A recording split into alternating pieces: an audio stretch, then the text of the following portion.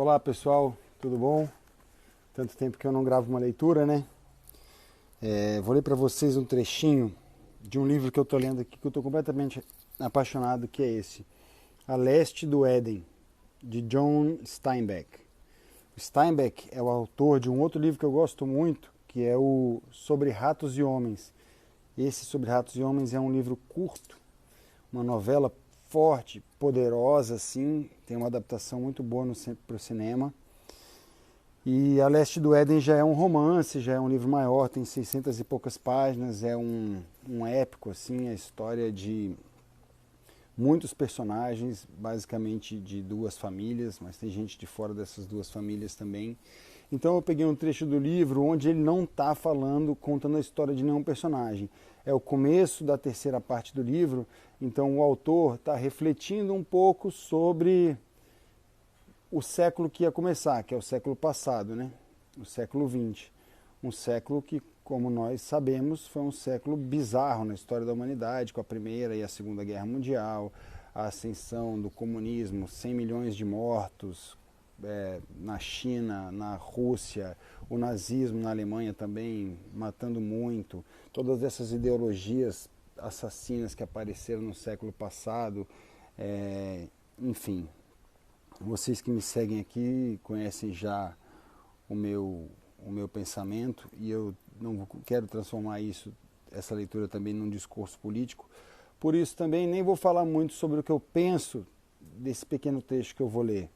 Eu vou ler e vou deixar vocês tirarem as conclusões de vocês, até porque eu acho que é um trecho que pode suscitar várias conclusões e dá para cada um tirar a lição que quiser desse trechinho aqui, mas é para vocês darem uma sentida também no poder desse escritor, no poder desse livro, que eu recomendo demais. Eu comprei esse livro na estante virtual, veio até, já tinha um dano aqui na lateral, um durex. Eu não tenho muita frescura com isso não. Eu acho que livro é para ser lido. Compro muito livro usado lá no estante virtual, que é uma coleção de vários sebos do Brasil inteiro.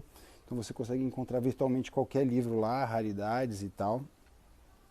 E eu indico muito, e assim, eu não sei se essa é a melhor tradução disponível, pode ser que tenham outras, mas eu não sei, fui pesquisando lá, acabei comprando esse aqui e estou muito feliz com a leitura. Mas então vamos lá, é um trecho curto, essa não vai ser uma leitura muito longa, mas eu acho bastante inspiradora, bastante potente também. Não sei como será nos anos que virão. Existem mudanças monstruosas ocorrendo no mundo, forças modelando um futuro cujo rosto não conhecemos. Algumas destas forças nos parecem malignas, talvez não em si mesmas, mas porque sua tendência é eliminar outras coisas que consideramos boas. É verdade que 2 homens são capazes de levantar uma pedra mais pesada do que um homem. Um grupo é capaz de construir automóveis mais rápido e melhor do que um homem. O pão feito numa grande padaria é mais barato e tem mais qualidade. Quando nossa comida, nossa roupa, nossa casa nascem todas na complicação da produção em massa, o método de massa tende a se infiltrar no nosso pensamento e eliminar todo outro tipo de pensamento. Em nossa época, a produção em massa, ou coletiva, entrou em nossa economia, nossa política e até mesmo em nossa religião, de modo que algumas nações trocaram a ideia de Deus pela ideia coletiva. Este é o perigo da minha época.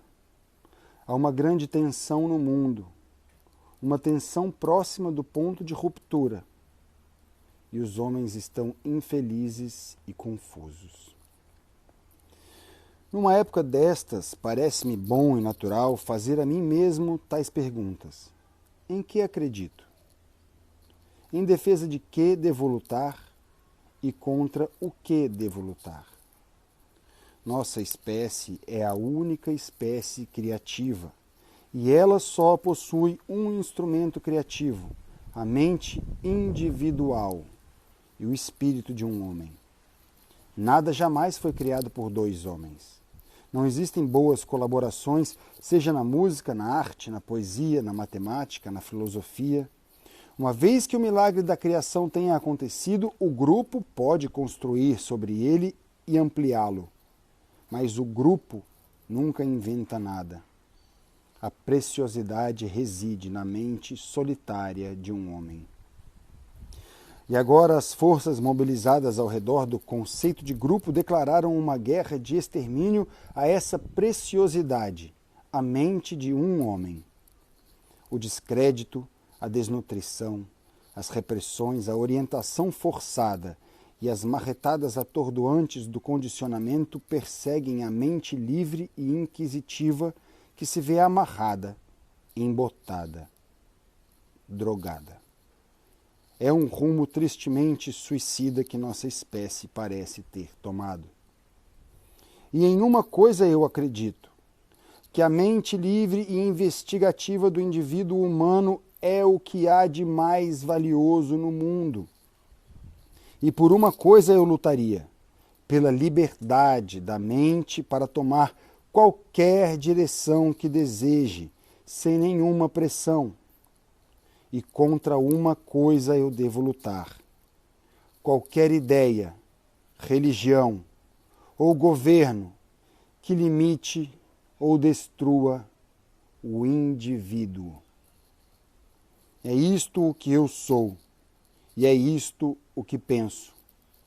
Posso entender por que um sistema baseado numa certa organização deva tentar destruir a mente livre, pois ela é algo que, através da análise, pode destruir tal sistema. Certamente sou capaz de entender isto, e o odeio, e lutarei contra ele para preservar a única coisa que nos separa dos animais não criativos. Se a glória puder ser morta, estamos perdidos. Maravilha, hein? Esse livro aqui é de poucos anos depois da Primeira Guerra Mundial, se não me engano é de 52. Deixa eu ver se eu descubro isso aqui rapidinho. Copyright.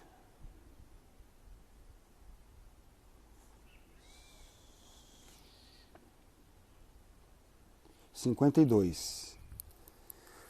Ou seja, 7 anos depois da Primeira Guerra Mundial, e ele parece que está falando de 2020, essa tentativa constante de destruição da individualidade, do raciocínio individual, da liberdade individual.